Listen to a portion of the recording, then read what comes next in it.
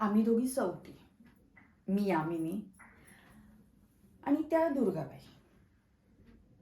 हो, एकाच घरात नांदतो. हां, वयात मात्र हे अंतर आहे. थकल्यात बिचाऱ्या, होत नाही ना त्यांच्याकडून आता. आता तुम्हाला म्हणून सांगते, आमच्या दोघींमधला हा भेद मीच मावळू देत नाही. मी दुर्गाबाईंना सतत एकाच गोष्टीची जाणीव करून देत राहते की आता तुम्ही म्हातारे झाल्यात.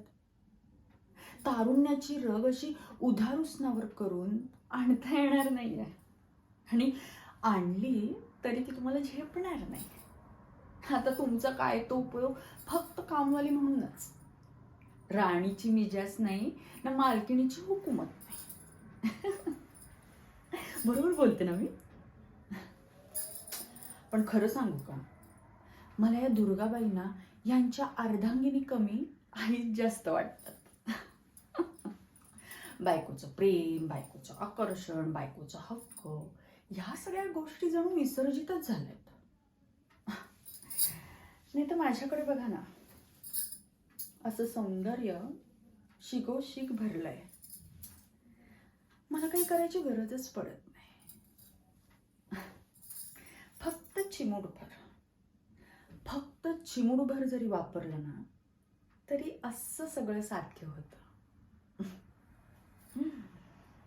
कमळासारखे डोळे आणि लांब सडक पापण्यांची देणच आहे मला.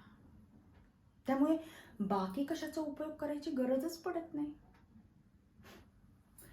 मनात येतील त्या गोष्टी अशा समोर हजर राहतात.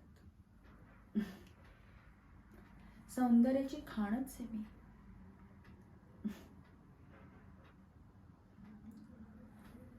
मगाशी दामू काहीतरी म्हणत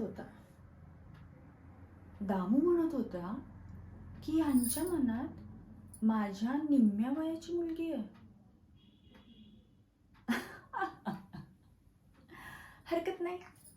हरकत नाही, ती पण बाजी मीच मारेन. कोण मुलगी, कुठली मुलगी? भातुकलीचे खेळ खेळणाऱ्या पोरीला शृंगाराची गुपित काय ठाऊक असणार आहे? नाही, आमच्या यांची माझ्या मोहपाशातून इतक्यात तरी सुटका नाहीच. नाही, मी असं होऊच देणार नाही.